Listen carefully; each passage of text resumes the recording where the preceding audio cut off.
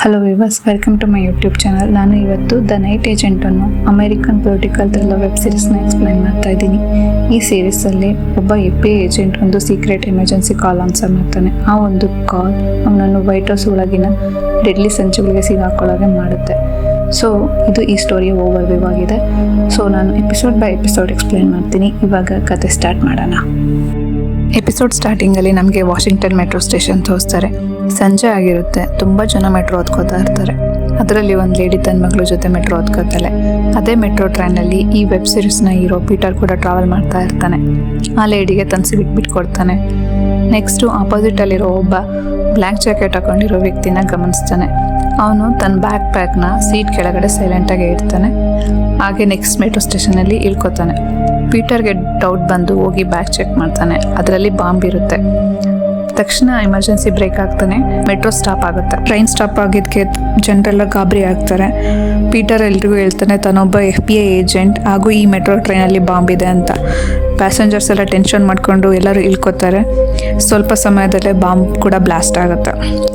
ತುಂಬ ಜನರಿಗೆ ಇಂಜುರಿ ಆಗುತ್ತೆ. ಪೀಟರ್ಗೂ ತುಂಬ ಇಂಜುರಿ ಆಗುತ್ತೆ. ನೆಕ್ಸ್ಟ್ ಸೀನಲ್ಲಿ ಆಫೀಸರ್ ಪೀಟರ್ಗೆ ಟ್ರೀಟ್ ಮಾಡ್ತಾರನ್ನ ತೋರಿಸ್ತಾರೆ. ಜೊತೆಗೆ ಅವರು ಇನ್ನಿಂದ ತುಂಬ ಜನ ಪ್ರಾಣ ಉಳಿದಿದೆ, ಕೇವಲ ಒಂದು ಸಾವಾಗಿದೆ ಅಂತ ಹೇಳ್ತಾರೆ. ಹಾಗೆ ಆಪೋಸಿಟ್ ಅಲ್ಲಿರೋ ಕ್ರೌಡ್ನ ಪೀಟರ್ ನೋಡ್ತಾನೆ. ಅದರಲ್ಲಿ ಅದೇ ಬ್ಲ್ಯಾಕ್ ಜಾಕೆಟ್ ಹಾಕೊಂಡಿರೋ ವ್ಯಕ್ತಿನ ಗಮನಿಸ್ತಾನೆ.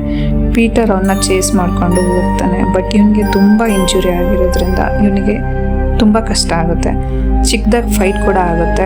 ಆ ಅಟ್ಯಾಕರ್ ಅಲ್ಲಿಂದ ತಪ್ಪಿಸ್ಕೊಂಡು ಆ ಫೈಟಿಂಗ್ ಅಲ್ಲಿ ಪೀಟರ್ ಆ ಅಟ್ಯಾಕರ್ ಮೇಲಿದ್ದ ಸ್ನೇಕ್ ಟ್ಯಾಟೂನ ನೋಡ್ತಾನೆ. ಸೀನ್ ಇಲ್ಲಿಗೆ ಎಂಡ್ ಆಗುತ್ತೆ. ನೆಕ್ಸ್ಟ್ ಸೀನ್ ಅಲ್ಲಿ ನಮ್ಗೆ ರೋಸ್ ನ ತೋರಿಸ್ತಾರೆ. ಇವಳು ಈ ಸೀರೀಸ್ ನ ಸೆಕೆಂಡ್ ಮೈನ್ ಕ್ಯಾರೆಕ್ಟರ್. ಇವಳು ಒಂದು ಸ್ಪೀಚ್ ಕೊಡಕ್ಕೆ ರೆಡಿ ಆಗ್ತಾ ಇರ್ತಾಳೆ. ಆ ಟೈಮ್ ಅಲ್ಲಿ ರೋಸ್ಗೆ ಒಂದು ಪ್ರಮೋಷನ್ ಲೆಟರ್ ತಗೊಂಡು ಅವಳು ಸೀನಿಯರ್ ಬಂದು ಕೊಡ್ತಾಳೆ. ಇದರಿಂದ ರೋಸ್ ತುಂಬಾ ಖುಷಿ ಆಗ್ತಾಳೆ.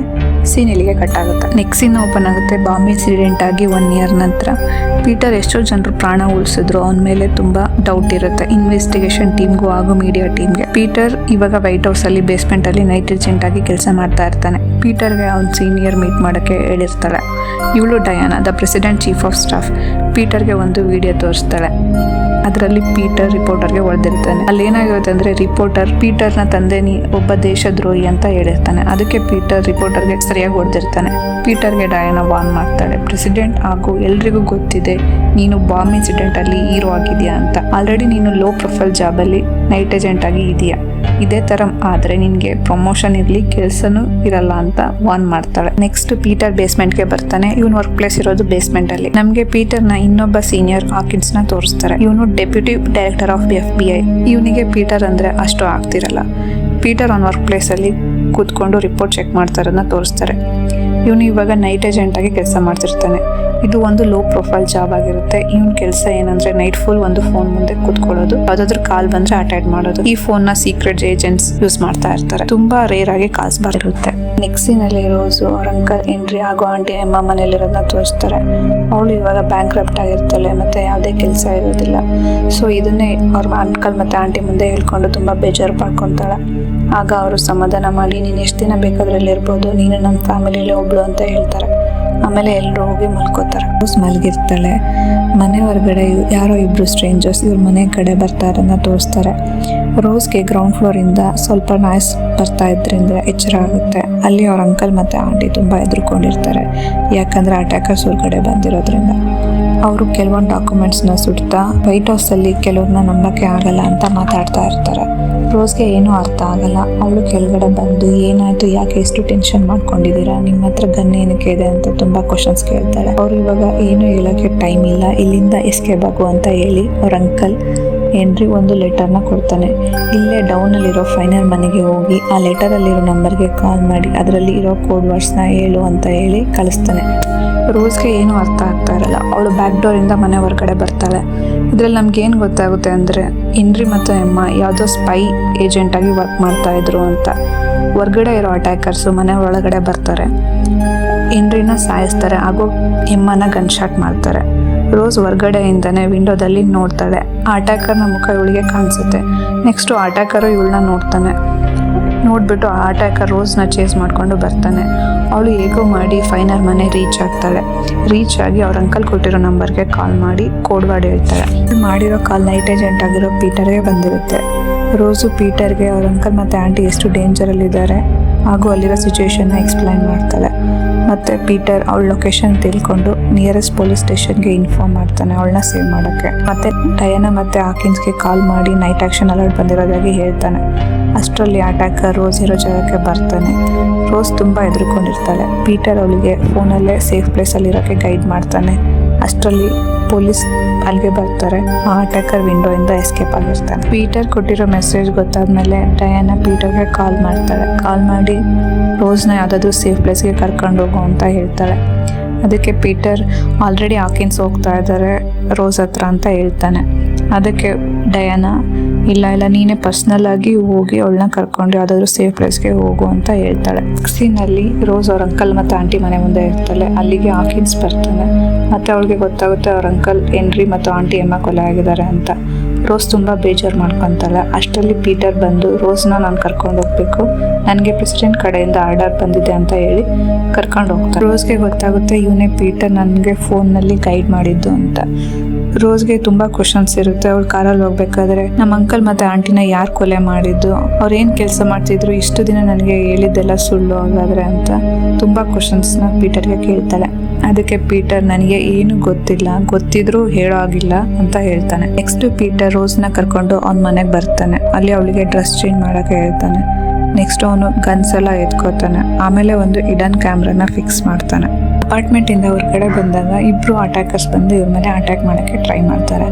ಆದರೆ ಇವರು ರೋಸ್ ಮೇಲೆ ಅಟ್ಯಾಕ್ ಮಾಡೋಕ್ಕೆ ಬಂದಿರಲ್ಲ, ಬದಲಾಗಿ ಪೀಟರ್ ಮೇಲೆ ಅಟ್ಯಾಕ್ ಮಾಡೋಕ್ಕೆ ಬಂದಿರ್ತಾರೆ. ಯಾಕೆಂದರೆ ಇವರಿಗೆ ಅನುಮಾನ ಇರುತ್ತೆ ಇವನು ಬಾಂಬ್ ಇನ್ಸಿಡೆಂಟಲ್ಲಿ ಇನ್ವಾಲ್ವ್ಮೆಂಟ್ ಇದೆ ಅಂತ.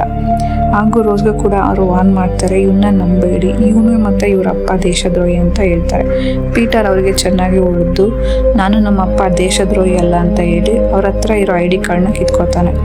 ಇಲ್ಲೇ ವೆಯ್ಟ್ ಮಾಡಿ, ನಿಮಗೆ FBI ಬಂದು ಇಂಟರೋಗೇಷನ್ ಮಾಡ್ತಾರೆ, ನೀವು ಇಲ್ಲಿಂದ ಎಸ್ಕೇಪ್ ಆದರೆ ನಿಮ್ಮನ್ನು ಎಲ್ಲಿದ್ದರೂ ಬಿಡಲ್ಲ, ಟ್ರೇಸ್ ಮಾಡಿ ನಿಮಗೆ ಸರಿಯಾಗಿ ಮಾಡ್ತಾರೆ ಅಂತ ವಾರ್ನ್ ಮಾಡಿ ಅಲ್ಲಿಂದ ಕಾರಲ್ಲಿ ಹೋಗ್ಬೇಕಾದ್ರೆ ಪೀಟರ್ ಡಯಾನಾಗೆ ಕಾಲ್ ಮಾಡ್ತಾನೆ.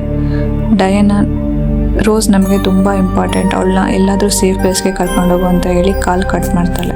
ಸ್ವಲ್ಪ ಸಮಯದ ನಂತರ ಕಾರಲ್ಲಿ ಇವ್ರನ್ನ ಯಾರೋ ಫಾಲೋ ಮಾಡ್ಕೊಂಡು ಬಂದಿರೋದನ್ನ ಪೀಟರ್ ನೋಡ್ತಾನೆ.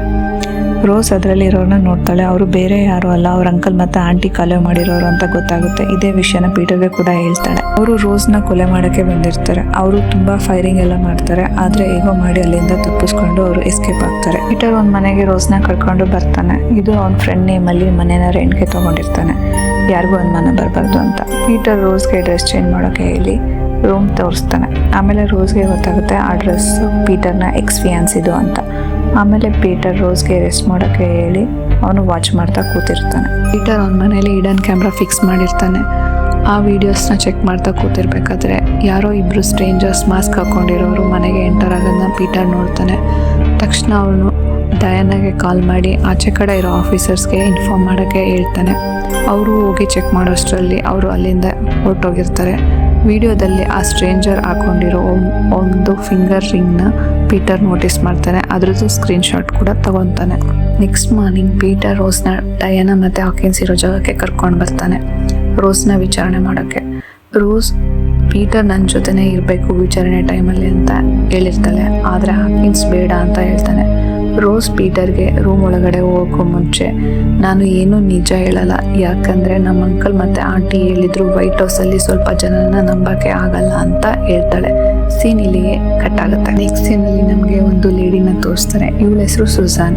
ನೆಕ್ಸ್ಟ್ ಅವಳ ಮನೆ ಮುಂದೆ ಕಪಲ್ಸ್ ಬರ್ತಾರೆ. ಅವ್ರ ಹೆಸರು ರೆಜಿನ್ ಮತ್ತು ಡೇಲ್. ಇವ್ರು ಯಾರು ಅಂದರೆ ರೋಸ್ನ ಅಂಕಲ್ನ ಮತ್ತು ಆಂಟಿನ ಕೊಲೆ ಮಾಡಿದವರು. ಇವರು ಸುಸಾನ್ ಮನೆ ಮುಂದೆ ಒಂದು ಮಗುನ ಜೊತೆ ಬರ್ತಾರೆ.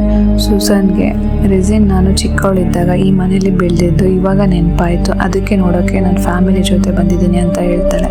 ಸುಸಾನ್ ಒಳಗಡೆ ಇನ್ವೈಟ್ ಮಾಡ್ತಾಳೆ. ಒಳಗಡೆ ಹೋದ್ಮೇಲೆ ಡೇಲ್ ಅವಳನ್ನ ಕೊಲೆ ಮಾಡ್ತಾನೆ. ನಂತರ ಆ ಮನೆಯಲ್ಲಿ ಒಂದು ಬ್ಯಾಗ್ ಕತ್ಕೊಂಡು ಆ ಮಗುನ ಅದೇ ಮನೆಯಲ್ಲಿ ಬಿಟ್ಟು ಹೋಗ್ತಾರೆ.